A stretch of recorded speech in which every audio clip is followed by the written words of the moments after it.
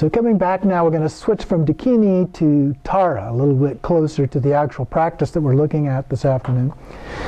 So just as a brief overview here, Tara is the female Buddha linked with the Tantra practice of Tibetan Buddhism.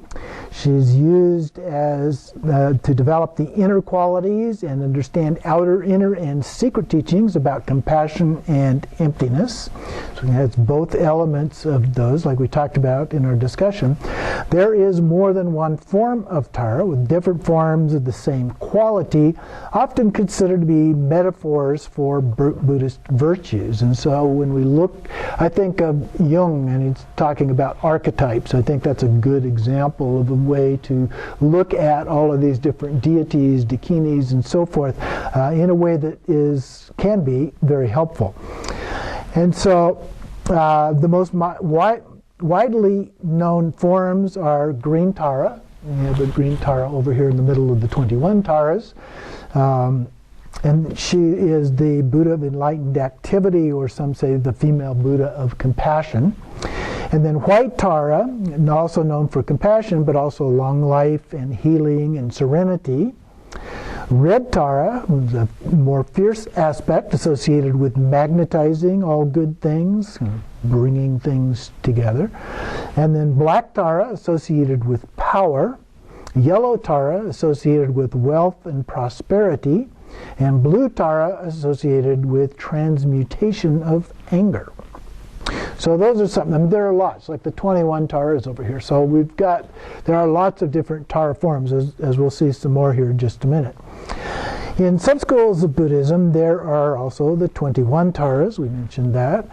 A practice text called In Praise of the 21 Taras. You may be familiar. We've had teachings here on that before with Khenchen Lama. And that's recited. All four sects of Buddhism use that text and recite that regularly. The main mantra of Tara is Om Tare Tu Tare Ture Soha, the way that Tibetans pronounce it anyway. So let's look at a little bit more detail.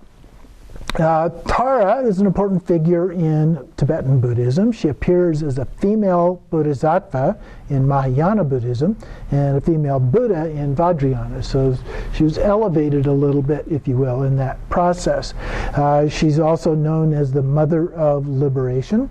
Tara is a meditation deity to develop certain qualities and understand outer, inner, and secret teachings as compassion, loving kindness, and emptiness. So those are the main areas of focus as a part of her.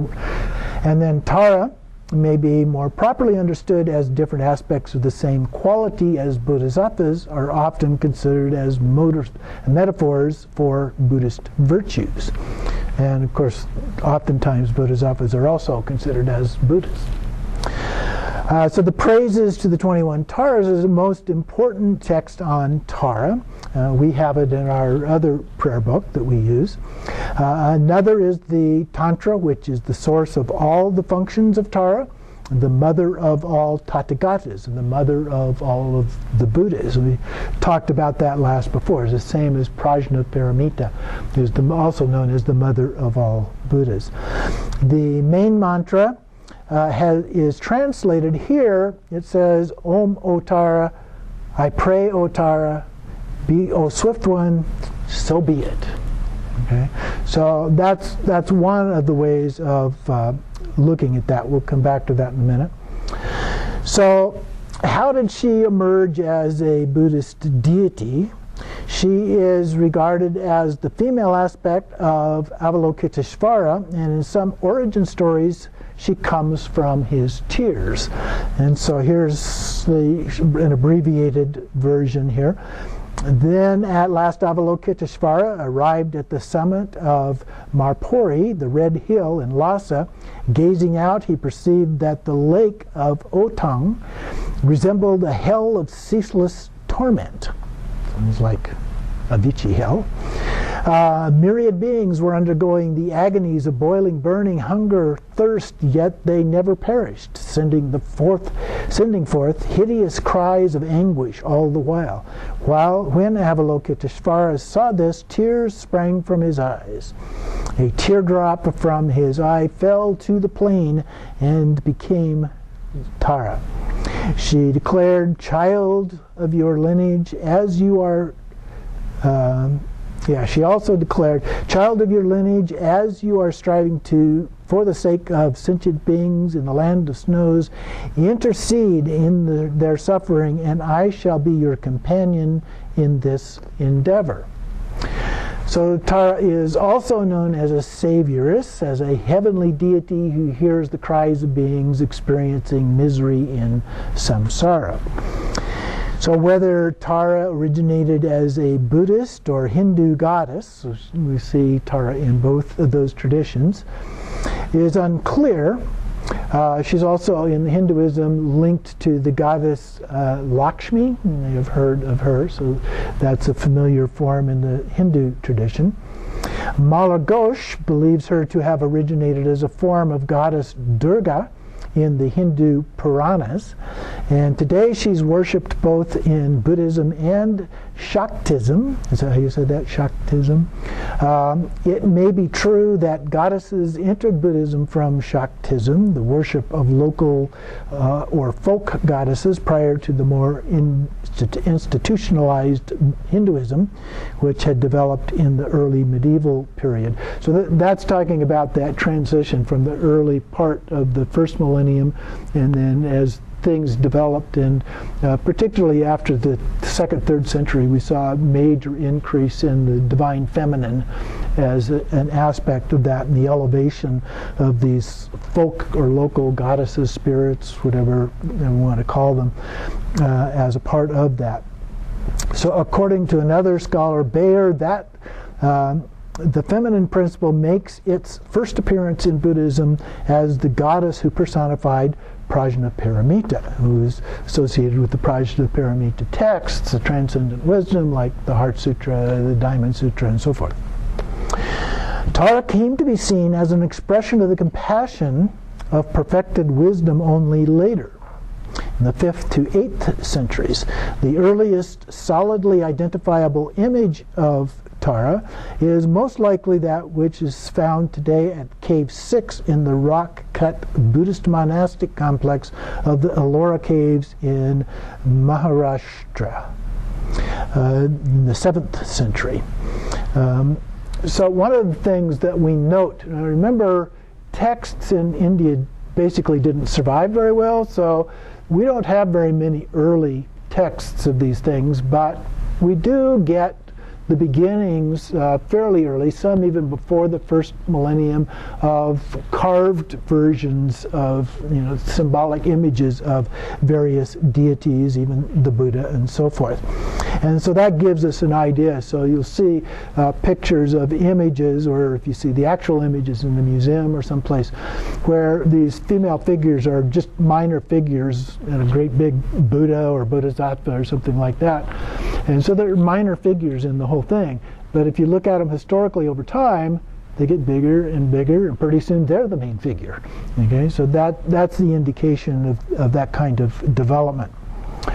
Tara became very popular in the Vajrayana deity with the rise of Tantra in the 8th century and with the movement of Indian Buddhism into Tibet through Padmasambhava. The worship and practices of Tara became incorporated into Tibetan Buddhism as well. She eventually came to be considered the mother of all Buddhas, as we mentioned, which usually refers to the enlightened wisdom of the Buddhas. Whether she is classified as a deity, a Buddha, or a Bodhisattva, Tara remains very popular in Tibet, Mongolia, Nepal, Bhutan, Sikkim, and the major Buddhist communities throughout the world. So she's very, very popular, if not the most popular of all of the figures within the Vajrayana, certainly second only to Chinrezi or Avalokiteshvara. Male and female Buddhas of compassion, interestingly enough. Okay, so they have a link together. So today, green and white Tara are probably the most popular representations. Green Tara is usually associated with protection from fear, and the 8 obscurations, lions associated with pride, wild elephants with delusion and ignorance, fires with hatred and anger, snakes with jealousy, bandits and thieves with wrong views, including fanatical views, bondage with avarice and miserliness, floods with desire and attachment, and evil spirits and demons with deluded doubts. So those are the 8 great fears. As one of the 3 deities of long life, white Tara is associated with longevity. White Tara counteracts illness and thereby helps to bring about a long life. She embodies the motivation that is compassion and is said to be as white and radiant as the moon. White Tara is probably my favorite practice to do when I know somebody is suffering from illness or other kinds of things. Reciting the mantra in particular for them repeatedly throughout the day or days, weeks or months or whatever it takes sometimes, either for specific people or just generically for people that are suffering. I don't know anybody personally suffering from coronavirus right now, but for all the people that are suffering from that, or the people that are suffering from famine somewhere, or whatever kinds of things are happening in the world. For me, I have found it to be a really, really good practice. For whatever reason, it seems to work. Not me, that's white Tara that seems to be working for. So Tara has many stories told about her origin as a bodhisattva. In this story, there is a young princess who lives in a different world system. Her name is Yeshidawa, the moon of primordial awareness. She makes offerings to the Buddha and receives special instruction from him concerning bodhicitta. After doing this, some monks approach her and suggest that because of her level of attainment, she should pray to be reborn as a male to progress further. Heard that story before? She lets the monks know in no uncertain terms that it is only weak-minded worldlings who see gender as a barrier to attaining enlightenment. She sadly notes there have been few who wish to work for the welfare of sentient beings in female form. Therefore, she resolves to always be reborn as a female bodhisattva until samsara is no more. She then stays in a palace in a state of meditation for some 10 million years, and by the power of this practice releases tens of millions of beings from suffering, and manifests as the supreme Bodhi, the goddess Tara, in many world systems to come. So another story about her has a little element there of the divine feminine as well as the bodhisattva element. So Tara embodies certain ideals which make her attractive to women practitioners and can be seen as reaching out to women and becoming more inclusive even in 6th century CE of India. Which, as we saw, was beginning to develop in that direction. According to Miranda Shaw, motherhood is central to the conception of Tara. Her titles include Loving Mother, Supreme Mother, Mother of the World, Universal Mother, and Mother of all Buddhas, as we have already seen. She is most often shown with a blue lotus or night lotus, upala flower, and you hear that term upala flower, which releases its fragrance with the appearance of the moon, and therefore Tara is also associated with the moon and night. Tara is also a forest goddess and is generally associated with plant life, flowers, acacia trees in the wind. Because of her association with nature and plants, Tara is also known as a healing goddess, especially as white Tara, and as a goddess nurturing quality and fertility. Her Pure Land on Mount Potala is covered with manifold trees and creepers, resounding with the sound of many birds, and with murmur of waterfalls thronged with wild beasts of many kinds. Many species of flowers grow everywhere. Her association with the wind element also means that she is swift in responding to calls for any aid. So that gives a little bit of the symbolism and the meaning of Tara in all of her forms. As a savioress, we heard that term a little bit before, Tara embodies many of the qualities of feminine principle. She is the source which gives birth to warmth, compassion, and relief from bad karma. She engenders, nourishes, smiles at vitality of creation, and has sympathy for all beings as a mother does for her children. As green Tara, she offers protection from all unfortunate circumstances one can encounter. As white Tara, she expresses maternal compassion and offers healing to beings who are hurt or wounded, mentally or psychically. As red Tara, she reaches discriminating awareness about created phenomena and how to turn raw desire into compassion and love.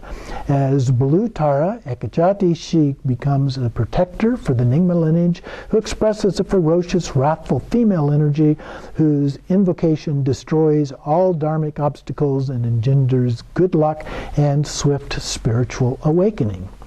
Another quality of feminine principle which she shares with the Dakinis is playfulness. Tara is frequently depicted as a young 16-year-old girlish woman. She often manifests in the lives of Dharma practitioners when they take themselves or the spiritual path too seriously. Warning.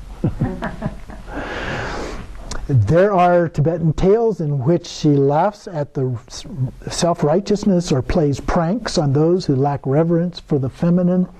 One could say that her playful mind can relieve ordinary minds which become rigidly serious or tightly gripped by dualistic distinctions. She takes delight in the open mind and a receptive heart. In this openness and receptivity, her blessings can naturally unfold and her energies can quicken the aspirant's spiritual development. As the worship of Tara developed, various prayers, chants, and mantras became associated with her. Sadhana-type practices developed a little bit later in the process overall, and we talk about Tantra, but there were Tantra developments that happened earlier than the sadhana-type practices did. Those were developed a little bit later. And then from her inspiration, spiritual masters composed sadhanas, or tantric meditation practices. Two ways to approach to her begin to emerge. One, in common folk and lay practitioners, would simply directly appeal to her to ease some of the travails of worldly life. In the second, she became a tantric deity whose practice would be used by monks or tantric yogis in order to develop her qualities in themselves, ultimately leading her through her to the source of her qualities, which are enlightenment, enlightened compassion, and enlightened mind. So enlightenment meaning full awakening and liberation from suffering and so forth. And so you can see there is that more literal interpretation, and then there is also that more symbolic representational example. Tara as a focus for tantric deity can be traced back to the time period of Padmasambhava. There's red Tara practice that was given by Padmasambhava to Yeshe Tsogyal. He asked that she hide it as a treasure, and it wasn't until the 20th century that the great Nyingma Lama Apong Turtan rediscovered it, and is said that this Lama was reborn as Sakya Trizin, the present head of the Sakya sect. In praise of Tara, we talked about before and that we use here, traces many different lineages of Tara Tantras. For example, a Tara sadhana is revealed to Tilopa in the late 1800s to 1069, the human father of the Karma Kagyu. Atisha, a great translator and founder of the Kadampa school of Tibetan Buddhism, was a devotee of Tara. In fact, Tara was the one that told him to go to Tibet. Tara as a tantric practice quickly spread around the 7th century on and remains an important part of Vajrayana Buddhism to this day. The practices themselves usually present Tara as a latent aspect of one's mind. So that's the kind of approach that I like to use with all of the deity practices. It's not something real. It's in the sense of the way we normally use the word real. In Buddhism, we use it a little bit differently. But it's something that is in your mind. And that's how we do the practice. That's something that is in our mind that can manifest and help us and benefit us through the use of that practice. So, the latent aspect of one's mind, or a manifestation in a visible form of the quality, stemming from Buddha jnana, Buddha wisdom. The function of the yidam is one of the profound mysteries of Vajrayana. Especially during the first years of practice, the yidam is of immense importance. So early in the practice, having the deity practice is very important. The yidam is the indwelling deity. So we often visualize them, we may be the deity, but there's different levels. There's also one inside of us at the heart. And then inside the heart of that is the seed syllable, which is just a third form of that deity. They're not always quite that complex, but that's the essence. The yidams of Tantric Buddhism are, in fact, the emanations of the the adept's own mind. To some extent, they seem to belong to that order of phenomena in which the Jungian terms are called archetypes, and are therefore a common property of the entire human race. Even among Tantric Buddhists, there may be a division of opinion on how far the yidams are creations of individual minds. What is quite certain is that they are not independently existing gods and goddesses, and yet there are many occasions when they must be so regarded. So we oftentimes think of them that way, but ultimately we have to realize that that's not what they are.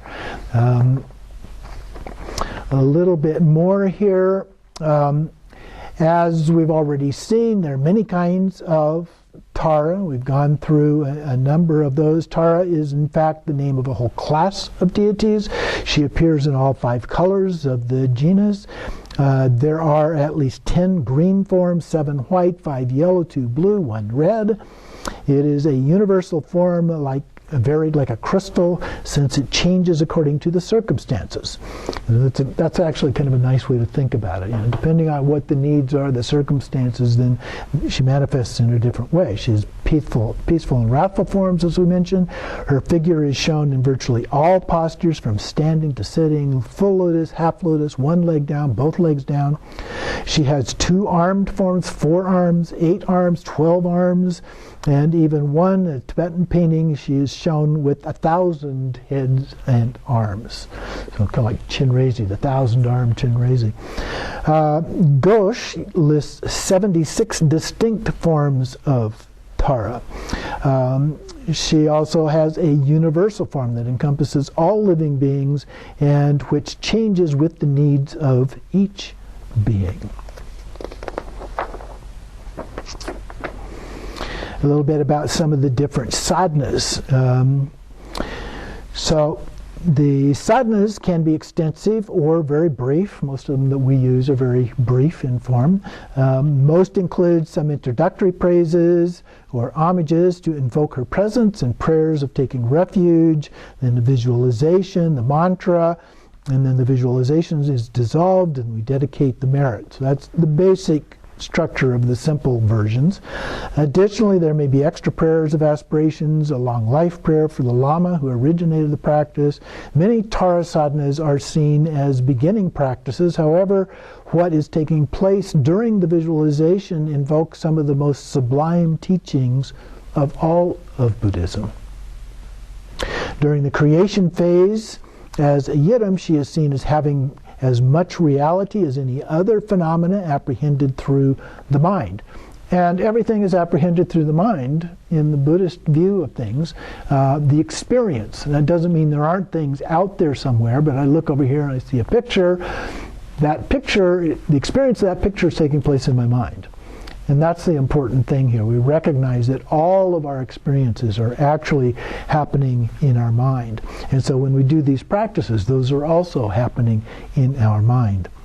By reciting her mantra and visualizing her form in front or on the head of the adept, one is opening to her energies of compassion and wisdom. After a period of time, the practitioner shares in some of these qualities, becomes imbued with her being and all it represents. At the same time, all of this is seen as coming out of emptiness and having a translucent quality like a rainbow. Often we talk about deity forms as a Sambhogakaya form and characterized as being like a rainbow. So you can see them, but you also see right through them as a part of that. Then many times there is a visualization of oneself as Tara. One simultaneously becomes inseparable from her all good qualities, while at the same time realizing the emptiness of the visualization of oneself as the Yidam, and also the emptiness of one's ordinary self. So those are good things to think about as we take a look here at this very short practice in a few minutes. This occurs in the completion stage of the practice. Now that's a term that gets used in two different ways. So we have generation stage, completion stage, where the completion stage is like the 9 yogas of Naropa. The 6 yogas of Naropa. I threw a few extras in there. There are actually 10 different ones in different collections of how those are organized. But anyway, but it's also used as the dissolution phase of ordinary practice. And so in this case, that's what it's referring to. One dissolves the created deity form and at the same time also realizes how much of what we call the self is a creation of the mind and has no long-term substantial inherent existence. This part of the practice then is preparing the practitioner to be able to confront the dissolution of oneself at death and ultimately be able to approach through various stages of meditation upon emptiness. So usually we do the dissolution as we do the practice, we recite the mantra, and then we dissolve the visualization, which can be very simple, just the deity, or very complex as a complete mandala and so forth. We dissolve that into emptiness. And usually when it gets to us, we dissolve from the bottom up and the top down into the heart, into the lotus and seed syllable. Then the lotus dissolves, and then there might be a moon disk or a moon and sun disk that dissolve, and then the seed syllable from the bottom up into emptiness. And we do the meditation at that point. So we meditate and then dissolve into emptiness. The realization of ultimate truth as the vast display of emptiness and luminosity. Even in a simple Tara sadhana, a plethora of outer, inner, and secret events is taking place. The end results are many.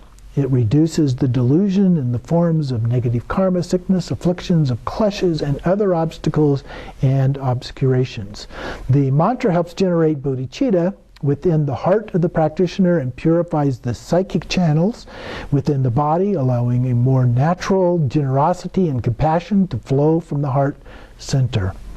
So as we develop our sense of wisdom, then we also develop our sense of compassion for all other sentient beings suffering in all realms. And then experiencing Tara's perfected form acknowledges one's own perfected form. That's when I refer to doing this practice as a role model. That's what I'm talking about. So we can recognize, we're enacting being Tara, and we're in that process connecting together with all of those aspects. So that's one's intrinsic Buddha nature, usually covered by obscurations clinging to dualistic phenomena. So we have that Buddha nature already. We just have to clear out all of the obscurations that are getting in the way of being the Buddha that we actually are. You get in touch with your inner qualities similar to those of a bodhisattva and embrace finer spiritual energies which can lead to more subtle and profound realizations of the emptiness of phenomena and self. Thought I'd share one other origin story, here. In this one, Tara is the feminine counterpart of the Bodhisattva, the Buddha-to-be, Avalokiteshvara. According to popular belief, she came into existence from the tear of Avalokiteshvara, which is similar to the previous story, which fell to the ground and in this one formed a lake. Out of its waters rose up a lotus, which on opening revealed the goddess. A little different variation on this. There are actually a number of different stories about her origin. As a goddess, White Tara is incarnated as, there's another story here. We talk about the two princesses who came to Tibet as a part of Sangten Gampo. So one from China and one from Nepal. So White Tara in this case was incarnated as the Chinese princess and symbolizes purity and is standing on the right hand of and is often presented as standing at the right hand of her consort Avalokiteshvara, or with legs crossed holding a full-blown lotus. And she's often shown as having a third eye. And Tara is sometimes shown with eyes on the soles of her feet and the palms of her hands. And then she is called the Tara of Seven Eyes, a form of the goddess popular in Mongolia. Green Tara is incarnated as the Nepali princess and of Amoga city, and is seated on a lotus throne with her right leg hanging down and holding the closed blue lotus or upala flower. There are contrasting symbols of the full-blown and closed lotus, which symbolize the unending compassion of the deity who labors both day and night to relieve suffering, and different forms of Tara multiplied to a traditional 108, just like the beads of the mala. So more and more became a part of that. Banners frequently show 21 different Taras, white, red, and yellow, grouped around the central green Tara. Amitabha is often shown in her headdress, so they have a crown, and then at the top of that would be Amitabha as a part of that. She's considered to be an emanation of Amitabha.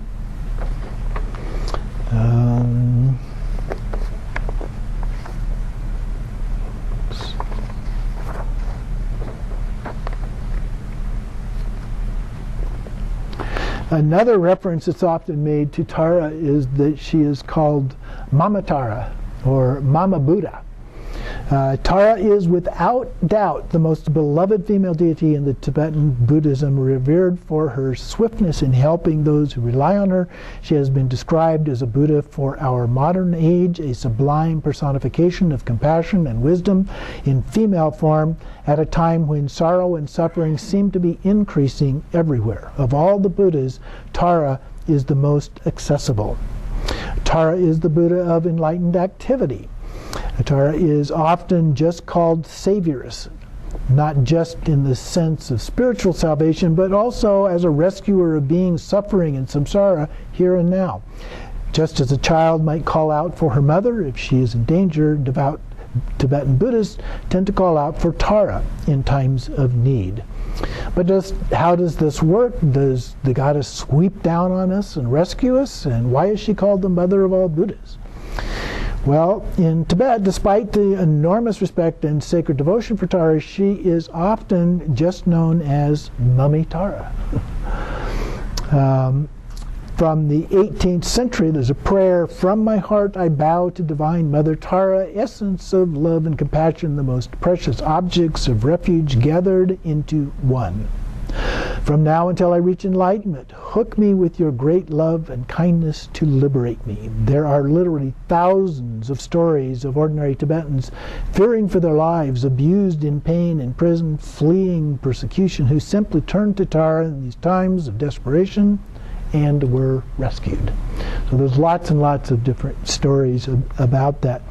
Thupten Chodron explains, when we say, "Please protect us from this danger," We do not expect a green goddess to swoop down from the sky and rescue us. Rather, we are calling out our own wisdom, invoking our own understanding of the path so that it can protect us from the dangers. So gives a little better understanding. And Bokar Rinpoche explains, in truth, if we realize the true nature of our minds, the deities reveal themselves as being not different from our own minds. And I can't tell you how many teachings I've had who have indicated that these Buddhas are in our minds. They are, in essence, the essence of our mind. This isn't a green goddess sweeping down, but often takes the form of listening to our intuitive mind, the wisdom. There's also an element of karma in these stories. By relying on Tara, this itself is meritorious karma, or action, making our outcomes in life more positive. On the other hand, devotion and faith are important. Bokar Rinpoche explains Tara has the power to help us. However, this power is effective only if we trust it.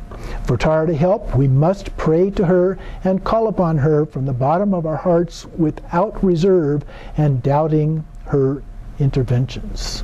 So it requires us to put some trust actually in ourselves, in our own minds, and I would say heart minds here more so than head minds, as a part of that. So why is she so popular?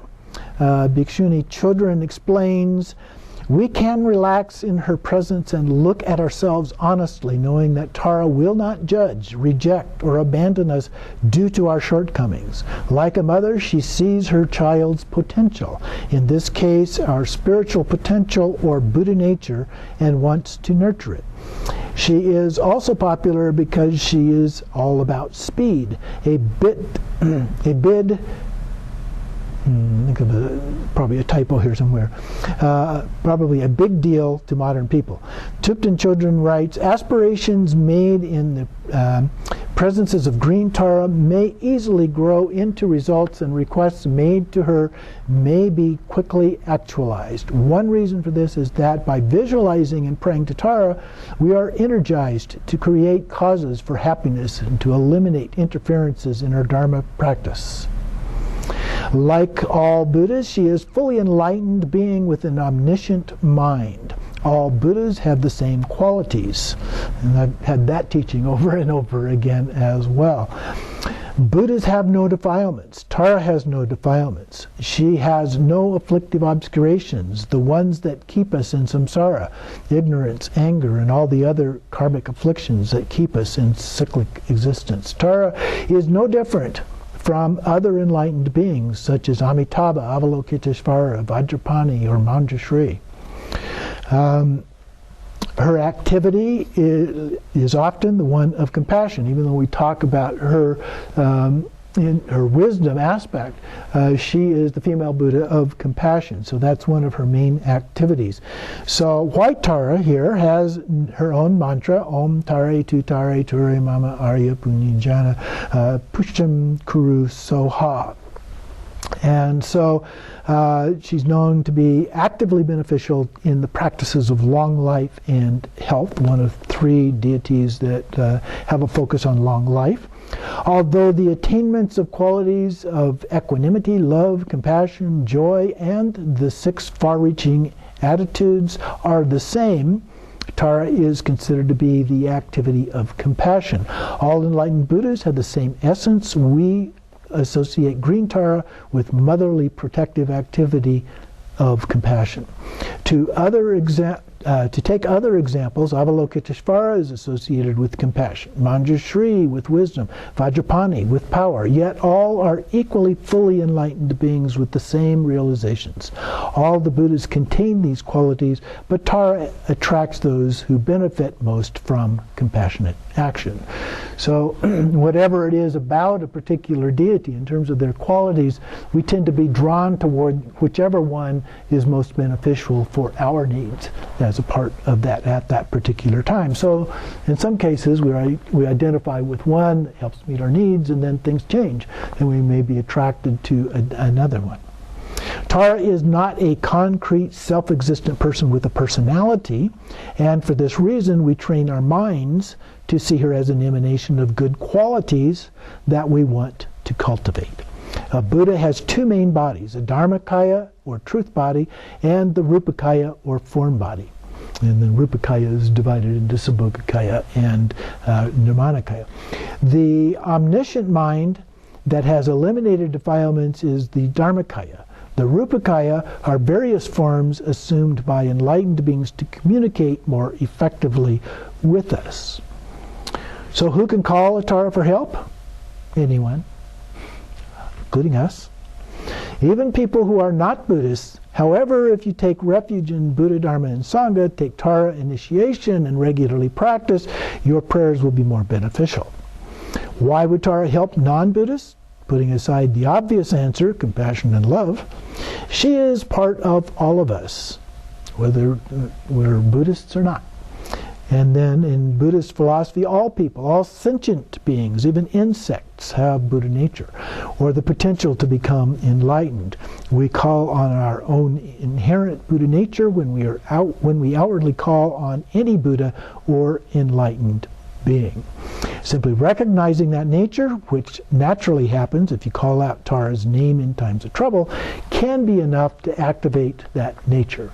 Whether that rescue becomes a subconscious one, where our own mind triggers instinct and motherly intuition that saves us from trouble, or an overt one. Green Tara represents the loving action, Green Tara represents the loving, active compassion of the Buddhas and is often called on by Buddhists when they are in physical danger. So I think we'll end right there so that we have a little bit of time to look at the actual sadhana practice as well here. This is a very, very short, probably the shortest of all of the different sadhana practices that we do. And so just to give you a brief indication of what some of the language is referring to, most of it's pretty obvious. So Imaho, how wondrous, from Samattabhadra, the primordial Buddha, Samattabhadri over here, primordially pure from the very beginning, that's beginningless time, or the fourth time in Dzogchen. So just to remind you once again, there are two ways to apply the Dzogchen view in doing Dharma practices. One is to use one like this is, that's written in a Dzogchen, from a Dzogchen view. So they tend to be short, and they tend to focus on terminology that we see in Dzogchen, and this gives that example. The other is to apply the Dzogchen view to any practice. It can be one that's already designed in that way, but it could be any practice, and to look at it in that way, trying to stay connected with Rigpa, pure awareness at all times. So then, pure from the very beginning comes spontaneously accomplished natural radiance of dynamic energy of intrinsic awareness. So the intrinsic awareness is our pure awareness, that potentiality we talked about. And so from that, Buddha nature evolves all of this radiance, the manifestations, which is everything else that is in our experience. The Venerable Lady Tara, bright, white, and smiling, spreading the pleasing sound of transcendent Dharma in all directions. So she's radiating this out to all of us. We think of it as light radiating out, but it's actually transcendent Dharma, the wisdom aspect, going out in all directions. Transforming samsara and nirvana. That combination isn't normally used in that way, but in Dzogchen it's used that way all the time. Samsara and nirvana, transcendent wisdom, into the pure land of Samattabhadra, which is Dharmakaya, and the pure land of Akanishta. So it's considered to be the uppermost or highest of all of those. Some refer to it as Dharmadhatu, having this transcendent nature. So that's it. That is very short, except for the mantras. So we'll look at the mantras here. So the first one is the same mantra, this green Tara, the universal mantra. And I mentioned before, Om, O Tara, I pray, O Tara, O Swift One, so be it. Another version is, I prostrate to the Liberator, Mother of all Buddhas. Or I pray, I prostrate to be liberated, Mother of all Buddhas. So there's several different variations there. The next one, Tam Saraswati Jana Ridza, is the Saraswati mantra. And so Saraswati is usually white. And so it looks kind of like we had green Tara up above, we have white Tara here. And so we talked about this one last time, but basically Tam is the seed syllable of Tara. Saraswati is the goddess of knowledge, music, art, wisdom, and learning. Jnana means the wisdom or pure awareness, awakeness. Hri is the seed syllable for the visualization, which is a request asking for earnest care for us. And Za is the sensation of summoning or kind of hooking, bringing in as a part of that. And then the third one is the mantra of red Tara. So we've actually got, in a way, 3 different Tara mantras in here as a part of that. So Om refers to the body, speech, and mind of a Buddha. Arya is often used as either a hero or noble or precious or pure or exalted, all those kind of things. And so noble Tara, being liberated from suffering, and then Tam is the seed syllable, and then Soha, may my mind take the blessings and take root in my heart. So that is a quick overview of the Tantra and the essence of, or not the Tantra, but the sadhana, and the essence of what that means. But take into account all of the things that we've been talking about in terms of the Dakini and in terms of Tara generally. That is all embodied in here as well. So Tara is a really magnificent practice, and even though it seems so really simple, almost all of them seem relatively simple, but there are also lots of different forms of that that are available to us. So I hope that you find that to be of some benefit in doing the Four Roots practice here.